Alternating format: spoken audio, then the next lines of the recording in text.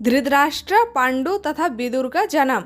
सत्यवती के चित्रागंध और विचित्रवीर्य नाम के दो पुत्र हुए। का स्वर्गवास चित्रागंध और विचित्रवीर्य के बाल्य में ही हो गया था, इसलिए उनका पालन पोषण भीष्म ने किया।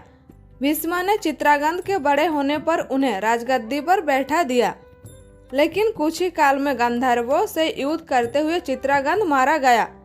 इस पर भीष्म ने उनके अनुज विचित्रवीर्य के विवाह की चिंता हुई।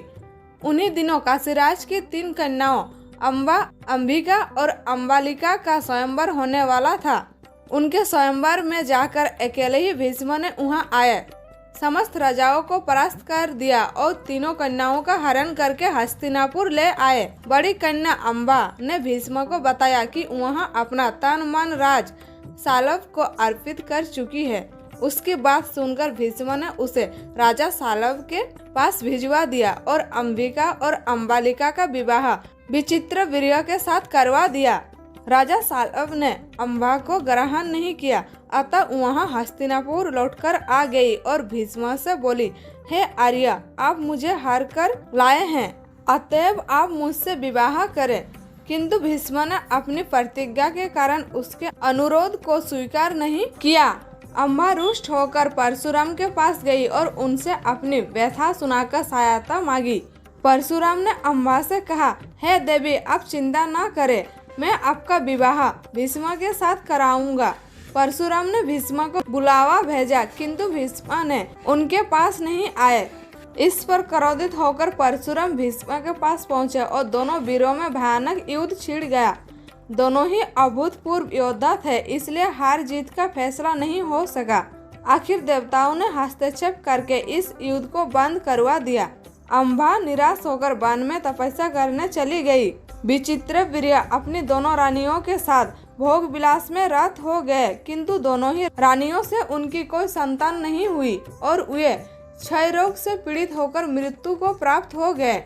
अब कुल नाश होने के भय से माता सत्यवती ने एक दिन भीष्म से कहा, पुत्र, इस वंश को नष्ट होने से बचाने के लिए मेरी आज्ञा है कि तुम इन दोनों रानियों से पुत्र उत्पन्न करो।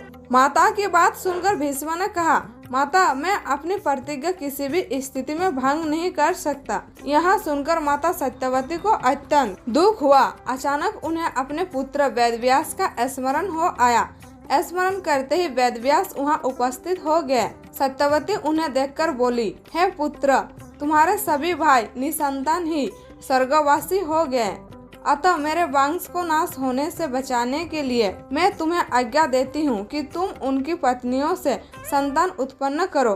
वेदव्यास उनकी आज्ञा मानकर बोले, माता, आप उन दोनों रानियों से कह दीजिए कि वे 1 वर्ष तक नियम व्रत का पालन करते रहे, तभी उनको गर्भ धारण होगा। 1 वर्ष व्यतीत हो जाने पर वेदव्यास सबसे पहले बड़ी रानी अंबिका के पास गए।